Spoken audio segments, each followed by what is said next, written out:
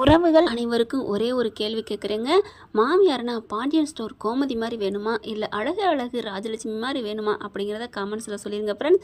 ஏன்னா கோமதி மாதிரி ஒரு மாமியார் கிடைக்காது, என்னை பொறுத்த வரைக்கும் கிடைக்கலாம். ஆனால் ராஜலட்சுமி மாதிரி மாமியார் அப்பா பாப்பா அம்மாடியோ, இன்றைக்கோட எபிசோடில் ரொம்ப உச்சக்கட்டத்துக்கு போயிடுறாங்க. சந்தோஷமாக இருக்கவும் கூடாது, நம்ம சந்தோஷமாக இல்லைனாலும் எதிரிக்கு என்னமோ சொல்லுவாங்க இல்லையா, அந்த மாதிரி நமக்கு ஒரு கண்ணு போனாலும் அப்படிங்கிற ஒரு பழமொழி தாங்க. அட அப்பா, கால் வலிக்குது கை வலிக்குதுன்னு உட்காந்துருதுங்க. இன்றைக்கான எபிசோட் பார்த்துருப்பீங்க, செம்ம கடுப்பு இரிட்டேட்டிங். ஏதாவது பக்கத்தில் இருந்துச்சுன்னா அந்த அம்மாவை ஓங்கி அப்படி தாங்க தோணுச்சு. இப்போ கடைசியாக ஒரு முடிவு எடுக்கிறாங்க. கோமதி, டேய் சண்டையை விட்டுருங்கடா அப்படின்னு சொல்லிட்டு சுரேஷுமே பரவாயில்லைங்க, பாக்கியராஜ் சொல்கிறத கேட்டு கொஞ்சம் அடங்கியிருக்காரு. இந்த நேரத்தில் அவங்க மச்சான் மட்டும் இருந்திருந்தா மாப்பிள்ள எப்படி எப்படி அப்படின்னு சொல்லி ஏற்றி விட, ஏய் எப்படி எங்கள் அம்மா பேச போச்சு அப்படின்னு ஏறியிருப்பான். தூண்டி விட தூண்டு கொள்றதா எரியும் விளக்கு அப்படின்னு சொல்லுவாங்க. ஆனால் இங்கே அது இல்லாதனால நல்ல விதமாக என்ன ஊத்துறாரு பாக்கியராஜ். அதனால் கேட்டுட்டு அம்மா விடுங்களேன் அப்படிங்கிற சுரேஷ் கேட்குறப்ப நல்லா சூப்பரா மாப்பிள்ள சுரேஷ் செம்ம அப்படின்னு சொல்கிற மாதிரி தான் தோணுச்சு. இப்போ என்ன பண்ணார், செந்தில் முறுக்கிக்கிட்டாருங்க. அம்மாவை என்ன வேணாலும் பண்ணிட்டு அப்படியே அம்பான்னு விட்டுட்டு போனார். இன்றைக்கி பார்த்தா சண்டை வரக்கூடாதுன்னா இந்த சமயத்தில் கதிர் மட்டும் இருந்தா, அம்மா விடுங்கம்மா, ஏதாவது அப்படி தான் பெரிய மனுஷங்களை விட்டு தள்ளுன்னு அப்படி பொறுமையாக அம்மாவை தாஜா பண்ணியிருப்பார். ஆனால் இது விளங்காம்பட்டி செந்தில் பயங்கரமாக சண்டை போடுது. ஒரு இடத்துல கெட்டது வருது அப்படின்னா நம்ம ஒதுங்கி போகிறதாங்க நமக்கு நல்லது. அதை விட்டுட்டு நானும் அது மேலே போய் விழுந்து உழப்பிக்கிறேன் அப்படிங்கிற மாதிரி தான் செந்தில் எங்கள் அம்மா கிட்ட நீங்கள் மன்னிப்பு கேட்கணும் அப்படிங்கிறாங்க. என்னப்பா மன்னிப்பு கேட்கணுங்கிற, என்ன நினச்சிட்டு இருக்க அப்படின்னு சொல்லிட்டு வேகமாக கத்த. உடனே மீனா, ஏங்க என்னங்க நீ என்ன மீனா நினச்சிட்டு இருக்க அப்படிங்கிறாங்க. பார்க்கறது வந்து நான் தான் மன்னிப்பு கேட்டேன்னு விடுங்க அப்படிங்கிற. கோமதி பார்க்குது, டேய் என்னடா நினச்சிட்டு இருக்க, உன் பொண்டாட்டியோட தாய் மாமன்டா, அதுக்கு மரியாதை கொடு. உன் பொண்டாட்டியை நீ மதிக்கிற மரியாதை இதானா? இல்லைம்மா, எப்பார் நான் சொல்கிறத கேளு. பொண்டாட்டிங்கிறவ நமக்கு ஆயுசு முழுக்க இருக்க போகிற, நமக்கு துணையாக இருக்க போகிற நம்மளோட வலது கை இடது கை மாறிடா. அவளை சம்மந்தப்பட்டவங்கள தங்க மாதிரி பார்த்துக்கணும். அவளோட தாய் மாமே, அவங்க அந்த பிள்ளை தூக்கி வளர்த்தவங்க தானே, அப்படி இருக்கிற தகப்பனுக்கு சமம். அவரை போய் மன்னிப்பு கேட்க சொல்கிற அப்படின்னு அடிக்கிறாங்க செந்திலை பிடிச்சி கோமதி. உடனே செந்தில் பார்க்குறாங்க, என்னம்மா நீங்கள் போடா, மரியாதையை போடா, ஏ மீனா கூட்டு போ, அவங்க என்ன வேணால் பேசிட்டு போகிறாங்க, எனக்கு அவங்க அண்ணன் மாதிரி தான், அண்ணன் தங்கச்சியை பேசிக்கிறது இல்லையா அப்படின்னு சொல்லிட்டு, அண்ணே விட்டுருங்கண்ணே, எனக்கு அவனுக்காக நான் மன்னிப்பு கேட்குறேன், நான் பேசுனது தப்பு தான் அப்படின்னு சொல்ல. உடனே பார்க்குறாரு, என்னது தப்பு தானே இப்படி பொசுக்குன்னு இந்த பிள்ளை இறங்கிருச்சு.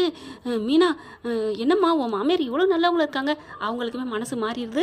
பரவாயில்லைங்க இருக்கட்டுங்க, நம்ம போகையில் என்னத்தங்க கொண்டு போக போகிறோம், நானும் உங்களுக்கு பக்கத்தில் இருக்கிறேன். இல்லைம்மா பரவாயில்லம்மா, நீனே இவ்வளோ பெருசாக பேசினதுக்கப்புறம் நாங்கள் விட்டு கொடுக்குறதா எங்களுக்கு முறை. நானும் தான் பாவம் ஒரு இடத்துக்கு சந்தோஷமாக இருக்குன்னு கூட்டி வந்த மருமகளை வேலை வாங்கினது தப்பு தான். அம்மா மலர், நீங்கள் எல்லோரும் போயிட்டு வாங்க, நாங்கள் 2 பேரும் இங்கே இருக்கிறோம், ஒன்றும் பிரச்சனை இல்லை அப்படி சொல்ல. உடனே சுரேஷ் பார்க்குறாங்க, அப்பாடா அப்படியே அப்படி ரொம்ப சந்தோஷப்படுறாரு. பெரிய பூகமாக வர்ற மாதிரி இருந்துச்சு, எப்படியோ தடுத்து நிறுத்திட்டாங்க அப்படின்ட்டு ரொம்ப சந்தோஷப்படுறாரு. அதுக்கப்புறம் ராஜலட்சுமி என்ன பண்ணுது, எல்லாரும் போகிறவங்கள பார்த்து மலரு அப்படின்னு கூப்பிட, இது விடவே விடாது போல இருக்கே அப்படின்னு, என்னத்த அப்படின்னு திரும்புகிறாங்க. நாங்களும் உங்கள் கூட வர்றோம்மா. என்னதான் சொல்கிறீங்க, ஆமாம் இதில் என்ன இருக்குது, உங்கள் கூட ஜாலியாக என்ஜாய் பண்ணுறோமே அப்படின்னு சொல்லவும் சரின்னு வாங்கன்னு எல்லாரும் கூட்டிகிட்டு போகிறாங்க.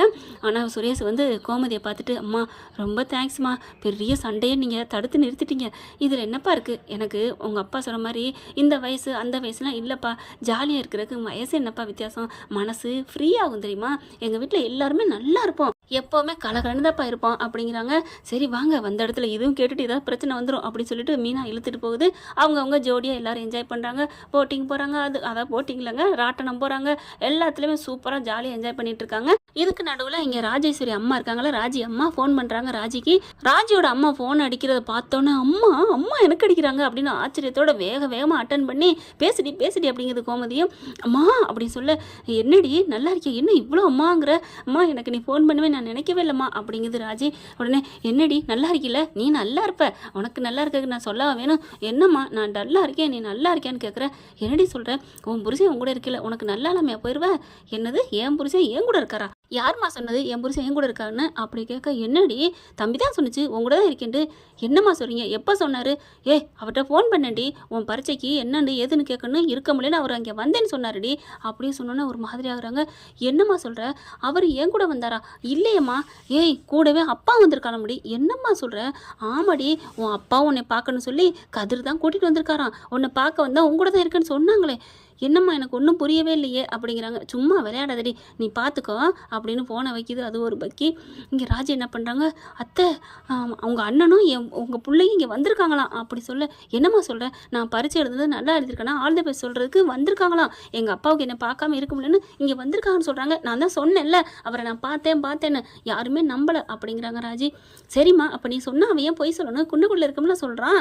அதான் தான் எனக்கும் புரியலை. சரி ஃபோனை கொடு, நான் அவனுக்கு போட்டு பார்க்குறேன் அப்படின்னு சொல்லிட்டு வீடியோ கால் அடிக்கிறாங்க. அங்கே பார்த்தா ஐயோ அம்மா வீடியோ கால் அடிக்கிறாங்க.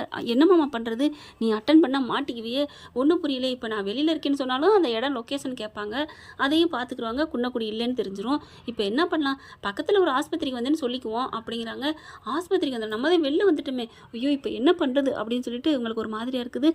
இல்லை அது வந்து என்ன சொல்லலாம், என்னப்பா கதிர் பண்ணுறது அப்படி தவிக்கிறாங்க. அட்டன் பண்ணுவோமா வேணாமான்ட்டு சரி விடு நம்ம ஏதாவது சொல்லுவோம், இது கரெக்டாக நம்ம வந்து சுற்றி பார்க்க வந்திருக்கோம்னு தெரிஞ்சு போச்சு. ஏன்னா முத்துவேல் என்ன பண்ணுறாங்க, ஆப்ரேஷன் இருக்கிறப்ப முதல் நாள் நல்லா ஜாலியாக இருக்குன்னு சொல்லியிருக்காங்க, ஃப்ரீயாக இருங்கன்னு சொன்னாங்களா, அதனால கதிர் வந்து கொஞ்சம் சுற்றி பார்க்க போவோம் வாங்க அப்படி சொல்லி கூட்டிகிட்டு வராரு. அதுக்கப்புறம் வேணா ராஜி கூட போய் சேர்ந்து பேசி நல்லா ஒரு ஜாலியாக என்ஜாய் பண்ணுவோமா அப்படின்னு கதிரும் கேட்குறாங்க. ஆனால் முத்துவேல் வேணாம், நான் வந்தால் தப்பாக போயிடும், அவ கண்டுபிடிச்சிருவா அப்படிங்கிறாரு.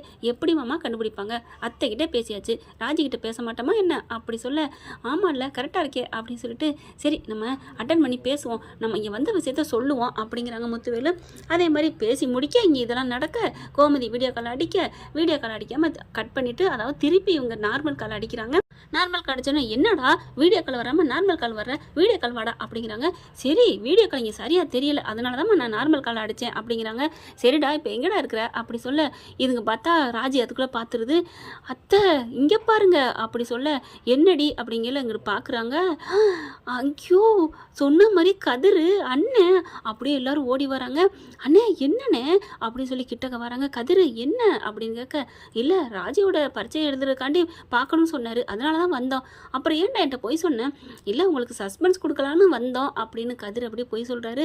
அப்பா அப்படின்னு சொல்லி கட்டி பிடிக்க, அண்ணே அப்படின்னு வர்றாங்க. அப்படியே கட்டி பிடிச்சிக்கிறாங்க. என்னண்ணே எப்படிண்ணே இவ்வளோ தூரம் வந்திருக்க அப்படின்னு சொல்ல, என்னதான் இருந்தாலும் பெத்த புள்ள முக்கியம்னு வந்திருக்கிற, இதே தங்கச்சியாக தான் வந்திருப்பியா அப்படி சொல்ல, அம்மா விடுமா அவர் போய் ஏதாவது சொல்லாதம்மா அப்படின்னு சொன்னேன். டே பரவாயில்லடா நீ கூட பெரிய ஆள் தான், மாமனார் முக்கியம்னு இங்கிட்டு வந்துட்ட, அவன் கட்டின பொண்டாட்டிக்காக மாமனாரை பார்ப்பாங்க, ஆனால் நீ மாமனாரை பார்க்குறக்காண்டி கட்டின பொண்டாட்டியை கழட்டி விட்டியடா.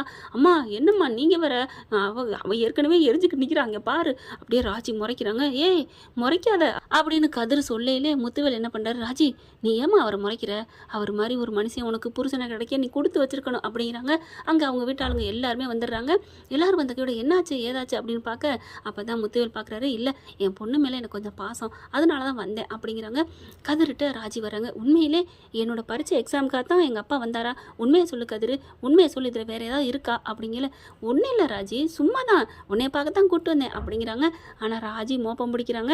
நான் கண்டுபிடிக்காம விட மாட்டேன்டி அப்படின்னு சொல்லிட்டு, சரி வா எனக்கும் ஜோடி இல்லைன்னு இருந்தேன், சூப்பர் ஜாலி ஐயா அப்படின்னு சொல்லிட்டு கதிரை கூட்டிகிட்டு ராஜி போகிறாங்க. கோமதியும் அண்ணனும் அப்படி நிற்கிறாங்க. அண்ணே வானே நம்ம 2 பேரும் அப்படியே பேசிட்டு போவோம், எவ்வளோ நாளாச்சுண்ணே அப்படி சொல்ல, எவ்வளோ நாளாச்சு நீ பாட்டுக்கு போகிறேன் கையை கொடு அப்படின்னு கையை பிடிக்கிறாரு. கையை பிடிச்சோன்னு கோமதிக்கு அவ்வளோ சந்தோஷம். அண்ணே அப்படிங்கிறாங்க. வாம்மா இந்த கையில் இந்த தோல்லே ஒன்று நான் எவ்வளோ தூக்கி வளர்த்துருப்பேன், நீ பாட்டுக்கு எங்களை விட்டுட்டு அம்போன்னு போயிட்டியம்மா, அந்த வருத்தம் தாம்மா அப்படின்னு சொல்ல, அண்ணே அப்படின்னு சொல்லிட்டு அப்படியே தோல்ல சாஞ்சிக்கிறாங்க. அங்கிட்டு போன கதிர் ராஜி ஓடி வந்து அப்படியே கட்டி பிடிச்சிக்கிறாங்க. மீனா என்ன பண்ணுது, அப்பா அப்படிங்கிற, நானும் உங்கள் பொண்ணு மாதிரி தான் என்னையும் வாம்மா அப்படின்னு மீனாவையும் கட்டிக்கிறாங்க. செந்தில் மட்டும் அங்கே தள்ளி நிற்கிறாரு. உருன்னு நிற்கிற பாரு உம்மனா முஞ்சி அப்படின்னு மீனா நினைக்க, ஏய் போடி அவர் மீசக்காரடி, அவர்கிட்டலாம் நான் கிட்டக்க வர மாட்டேன், சின்ன பிள்ளைந்து அவர் அங்கே வந்தானா நான் 10 அடி தூரத்துக்கு பாஞ்சு போவேன், ஒன்று கூட்டுருவேன், நான் வரலப்பா அப்படிங்கிறாங்க. வாங்க மாப்பிள்ள நீனு என் மாப்பிள்ள தாயா வா, மாமா என்னையவா கூப்பிட்டீங்க அப்படின்னு சொல்லிட்டு ஓடி போய் கட்டி பிடிச்சிக்கிறாங்க.